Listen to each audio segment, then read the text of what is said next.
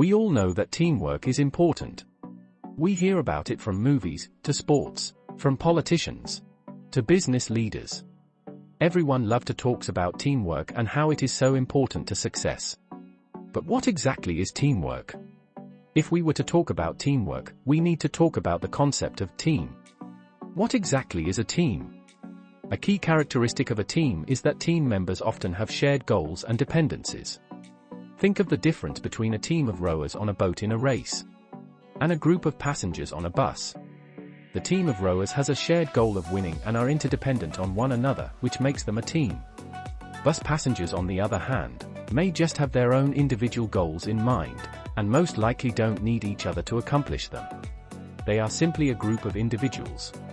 So when it comes to the concept of your team, important questions to ask are you in a team or group of individuals? Do you share common goals?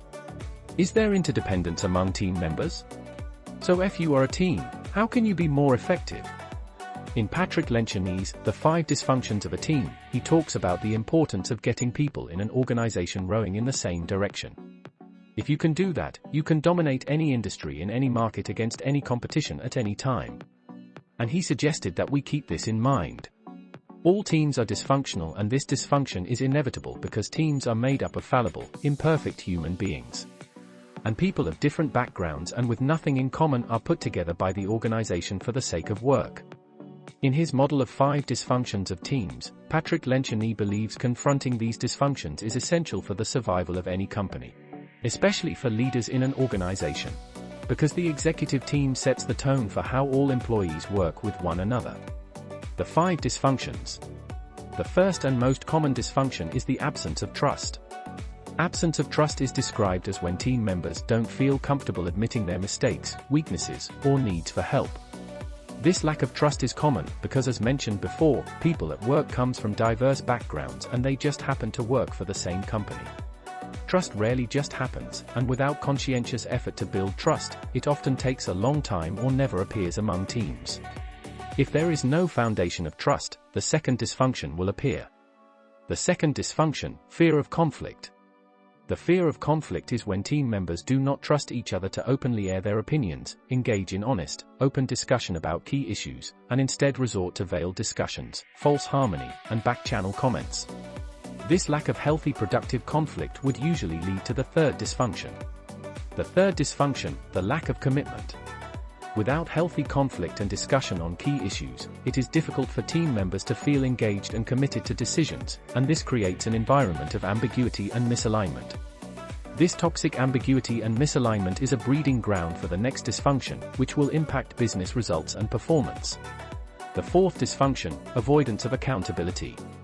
Because teams are not committed and aligned to a clear plan of action, it is very difficult to hold people accountable for their actions.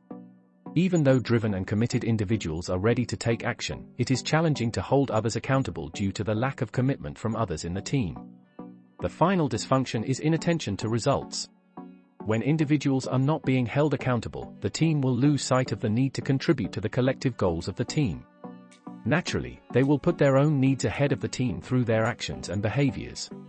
And remember what we said earlier about the difference between a team and a group of people. Teams share a common goal and there is interdependence among team members. If individual desires are prioritized over the team, the cooperation in the team will decrease and it may cause the business to fail. How do we confront dysfunctions and make teams more effective? This is when things become less straightforward, and there are many thoughts around this. Patrick Lencioni recommends that teams build the foundation of trust early on by sharing something personal about themselves. Suggestions such as using storytelling activities or assessment tools such as Hogan, Insight Discovery, or even MBTI to create a comfortable level of trust among the team members. But do they actually improve teamwork? While these types of disclosures are popular in team-building events and among HR professionals, scientific research is lacking for many of these assessment methods to show that they actually impact team performance. Scholars in the field of organizational psychology such as Hogan and Latzenbach have pointed out that the only effective way for a team to build trust and improve performance is to do real work. Only by putting the team together in an environment with real business stakes are they able to perform and start the process of building trust. What do you think about teamwork?